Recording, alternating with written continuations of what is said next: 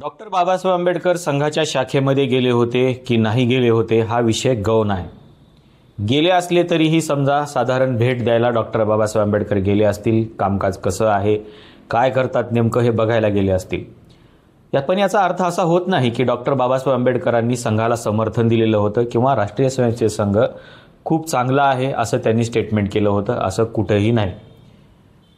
माझा प्रश्न डॉक्टर बाबासाहेब आंबेडकर संघाच्या शाखेमध्ये गेले होते की हा नाही आहे. माझा प्रश्न हा आहे की सावरकर हे संघामध्ये समरस का झाले नाहीत, आणि हाच प्रश्न आपण आजही संघाला विचारला पाहिजे. डॉक्टर बाबासाहेब आंबेडकर संघाच्या शाखेमध्ये गेले होते या गोष्टी नंतरच्या आहेत, पण ज्या सावरकरांच्या ग्रंथावरती संघ उभा राहिला असं म्हटलं जातं, अर्थातच 1923ला सावरकरांचा हिंदुत्व हा ग्रंथ प्रकाशित झाला. 1922ला ते जेलमध्ये असताना त्यांनी हा ग्रंथ लिहिला. 1923ला हा ग्रंथ प्रकाशित झाला. 1923ला प्रकाशित करत असताना त्या ग्रंथावरती सावरकरांचं नाव नव्हतं, तर एक मराठा असं लेखकाचं नाव टाकलेलं होतं. या ग्रंथाला वाचल्यानंतर केशव बळीराम हेडगेवार यांनी हिंदुत्वाचं एक वेगळं संघटन असण्याची अपेक्षा व्यक्त केली आणि त्यालाच अनुसरून याच ग्रंथाच्या आधारावरती 1925मध्ये राष्ट्रीय स्वयंसेवक संघाची स्थापना करण्याचा विचार त्यांनी केला. सावरकर संघ स्थापन करत असताना केशव बळीराम हेडगेवार यांच्या सोबत होते. नंतरही काही दिवस दुहेरी नागरिकत्व असल्यासारखं दुहेरी सदस्यत्व या हिंदू महासभेच्या सदस्यांना संघामध्ये देण्यात आलेलं होतं. एकतर ते हिंदू महासभेमध्येही काम करत होते आणि दुसरं ते राष्ट्रीय स्वयंसेवक संघामध्येही काम करत होते. असं दुहेरी सदस्यत्व या हिंदू महासभेच्या सदस्यांना देण्यात आलेलं होतं. त्याच्यामध्ये सावरकरही होते. सावरकर आणि केशव बळीराम हेडगेवार यांनी बरेच दिवस सोबत कामही केलं, पण 1940 नंतर सावरकर हे वेगळे झाले हे आपल्याला निश्चितपणानं सांगायला पाहिजे. खरं तर 1936 पासूनच त्यांचा विचार बदललेला होता आणि 1940मध्ये ते पूर्णतः संघापासून विभक्त झाले, स्वतंत्र झाले. 1936 नंतर ज्यावेळेस कर्णावतीच्या काही सभा झाल्या हिंदू महासभेच्या आणि त्याच्यामध्ये सावरकरांनी जे अध्यक्षीय भाषण केलं त्याच्यानंतर संघ आणि हिंदू महासभा या दोन्ही वेगवेगळ्या झाल्या. त्या पुन्हा कधीच एकत्र आल्या नाहीत. 2014मध्ये मात्र त्या एकत्र आल्या राजकारणासाठी. पण 1936 नंतर मात्र संघ आणि सावरकर यांचा काही संबंध राहिला नाही. 1940ला जेव्हा गोळवळकर हे राष्ट्रीय स्वयंसेवक संघाचे सरसंघचालक झाले, त्याच्यानंतर तर सावरकर आणि गोळवळकर यांचं प्रचंड मोठ्या प्रमाणामध्ये त्यांच्या दोघांमध्ये वाद निर्माण झाले. 1940मध्ये गोळवळकरांनी जे स्टेटमेंट सावरकरांच्या विरोधामध्ये केलं किंवा हिंदू महासभेच्या विरोधामध्ये केलं ते स्टेटमेंट अजूनही कोणी सांगत नाही. हिंदू महासभेला नेमकं ते काय म्हणाले होते हे थोडंसं संघाने सांगितलं पाहिजे आणि मग डॉक्टर बाबासाहेब आंबेडकरांचा विचार केला पाहिजे. जर एखादी हिंदू असलेली व्यक्ती, हिंदू राष्ट्रवादाची संकल्पना मांडणारी व्यक्ती आणि ज्यांच्या ग्रंथावरती राष्ट्रीय स्वयंसेवक संघ उभा राहतो तीच व्यक्ती जर संघासोबत राहिली नसेल तर याचं नेमकं कारण काय? 1936मध्ये हिंदू महासभेने जो विचार व्यक्त केला द्विराष्ट्रवादाचा आणि त्याच्यानंतर कर्णावतीच्या सभेमध्ये जे सावरकरांनी वक्तव्य केलं की हिंदू राष्ट्र हे नेमकं कसं असेल, त्याच्यानंतर हा सगळा वाद सुरू झाला.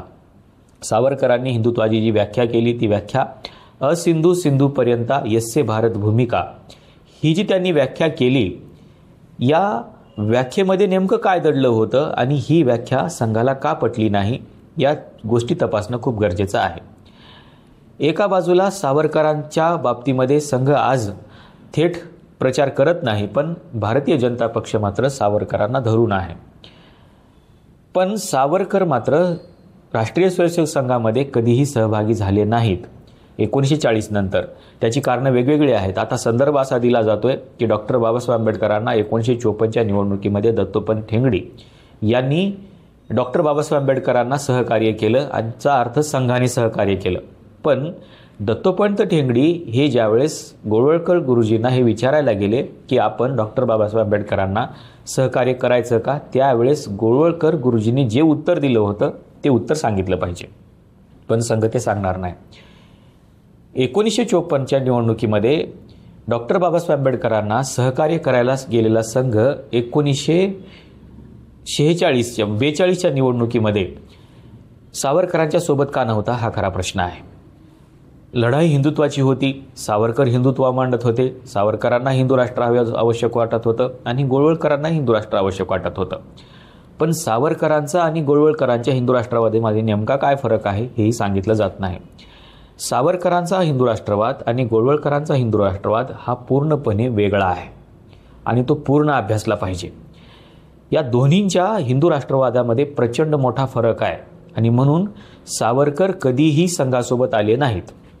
आता सावरकरांची जी भूमिका आहे ही भूमिका अतिशय वेगळी आहे आणि गोळवळकरांची भूमिका हिंदुत्वाच्या बाबतीमधली वेगळी आहे आणि दोघांचं हिंदुत्वही वेगळं आहे. सावरकरांचं हिंदुत्व जे आहे किंवा त्यांनी जे हिंदू राष्ट्रवादाची संकल्पना मांडलेली आहे ती हिंदू धर्मापेक्षा खूप वेगळी आहे. आपल्याला असं वाटतं हिंदू राष्ट्रवाद म्हणजे हिंदूंची संकल्पना असेल, पण सावरकरांनी ती वेगळ्या पद्धतीनं मांडली.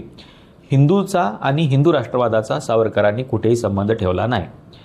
त्यांची हिंदुत्वाची जी व्याख्या होती ती हिंदुत्वाची व्याख्या असिंधू सिंधूपर्यंत यस्य भारत भूमिका या पद्धतीनं जाणारी होती आणि गोळवळकरांची जी हिंदुत्वाची व्याख्या आहे ती वेगळ्या पद्धतीनं होती. ती चातुर्वर्ण्य आणि जातीव्यवस्थेला मांडणारी होती. त्याच्यामुळे या दोघांच्या हिंदुत्वामध्ये मोठा फरक असलेला आपल्याला पाहायला मिळतो आणि म्हणून सावरकर हे राष्ट्रीय स्वयंसेवक संघामध्ये कधीही सहभागी झालेले आपल्याला पाहायला मिळत नाहीत. 1936पर्यंत दोघांच्याही संघटनेकडे म्हणजे हिंदू महासभा आणि राष्ट्रीय स्वयंसेवक संघ या दोघांकडेही द्विसदस्यत्व होतं. राष्ट्रीय स्वयंसेवक संघामधले कार्यकर्ते हे हिंदू महासभेमध्येही काम करायचे आणि हिंदू महासभेमधले कार्यकर्ते हे राष्ट्रीय स्वयंसेवक संघामध्येही काम करायचे. पण 1940 नंतर मात्र हे दोन्ही कार्यकर्ते वेगवेगळे झाले आणि यांच्यामध्ये प्रचंड मोठा वाद निर्माण झाला. इतका वाद निर्माण झाला की एका कार्यालयामध्ये जिथे राष्ट्रीय स्वयंसेवक संघाच्या काही कार्यकर्त्यांचे फोटो लावलेले होते आणि हिंदू महासभेच्याही काही नेत्यांचे फोटो लावलेले होते, या दोघांचे फोटो एका कार्यालयामध्ये होते. वाद इतका पेटला की या दोघांचे फोटो देखील या कार्यालयामधून बाहेर काढून फेकले गेले आणि दोघांचे कार्यालय देखील वेगवेगळे झाले. हे का झालं, असं का झालं याच्या पाठीमागचं एक कारण असं आहे की गोळवळकर गुरुजींनी जे भाषण पहिलं केलं म्हणजे ते ज्यावेळेस सरसंघचालक झाले त्याच्यानंतर त्यांनी जे पहिलं भाषण केलं त्या भाषणामध्ये त्यांनी हिंदू महासभा हा एक तमाशा आहे असं वक्तव्य केलं आणि इथून खऱ्या अर्थानं हा वाद पेटला. पण हा वाद इतका भयंकर पेटला की राष्ट्रीय स्वयंसेवक संघ आणि हिंदू महासभा या दोघेही वेगवेगळे झाले. आता हे का वेगवेगळे झाले याचं कारण मी तुम्हाला सांगितलं, पण गोळवळकरांनी असं स्टेटमेंट का केलं याच्या पाठीमागं खूप मोठा इतिहास आहे. हिंदू महासभा ज्या हिंदुत्वाचा पुरस्कार करत होती आणि हिंदू महासभा ज्या हिंदू राष्ट्रवादाची संकल्पना मांडत होती ती संकल्पना गोळवळकरांना मान्य नव्हती, कारण ती हिंदुत्वापेक्षा वेगळी होती. आणि त्याच्यामुळे गोळवळकर आणि सावरकर हे दोघे कधीही त्यांनी भविष्यामध्ये एकत्र येऊन काम केलं नाही. हिंदू महासभेने जे काही उमेदवार नंतरच्या कालखंडामध्ये निवडणुकीला उभे केले त्यांना देखील राष्ट्रीय स्वयंसेवक संघाने पाठिंबा दिला नाही. मग अशी काय गरज भासली की राष्ट्रीय स्वयंसेवक संघाला डॉक्टर बाबासाहेब आंबेडकरांना पाठिंबा द्यावा वाटला, हा प्रश्न आहे. जर त्यांना असं वाटलं असतं की आपणही राजकारणामध्ये उतरलं पाहिजे, आपणही कुठल्या तर राजकीय व्यक्तीला पाठिंबा दिला पाहिजे, तर त्यांनी सरळ सरळ हिंदू महासभेला पाठिंबा द्यायला पाहिजे होता आणि सावरकरांच्या बाजूने उभे राहायला पाहिजे होतं. पण ते त्या बाजूने उभे राहिले नाहीत, ते थेट बाबासाहेब आंबेडकरांना सपोर्ट द्यायला आले. ही गोष्ट थोडीशी विचलित करणारी आहे आणि दत्तोपंत ठेंगडी यांनी ज्यावेळेस विचारलं त्यावेळेस गोळवळकरांनी काय उत्तर दिलं हे देखील तपासणं तेवढंच गरजेचं आहे. आपण संघाला हाच प्रश्न विचारला पाहिजे वारंवार की सावरकर तुमच्यासोबत का नव्हते. याचं उत्तर नेमकं राष्ट्रीय स्वयंसेवक संघ काय देतो हे बघणं तितकंच गरजेचं आहे. याची अनेक कारणं आहेत, या कारणावरती देखील आपण भविष्यामध्ये चर्चा करू वेगवेगळ्या टप्प्यावरती, पण संघाला मात्र हा प्रश्न विचारला पाहिजे आणि संघाने याचं उत्तर देखील दिलं पाहिजे. आपल्याला नेमकं कारण काय वाटतं की नेमकं सावरकर संघासोबत का गेले नसतील, आपली नेमकी भूमिका काय आहे आणि आपल्याकडे नेमके कोणते संदर्भ आहेत हे सांगायला विसरू नका. आजच्या व्हिडिओमध्ये आपण इथेच थांबूया, पण असे अनेक प्रश्न आहेत जे आपण संघाला विचारू शकतो ते आपण नंतरच्या व्हिडिओमध्ये बघूया. आजच्या व्हिडिओमध्ये आपण इथेच थांबूया. धन्यवाद.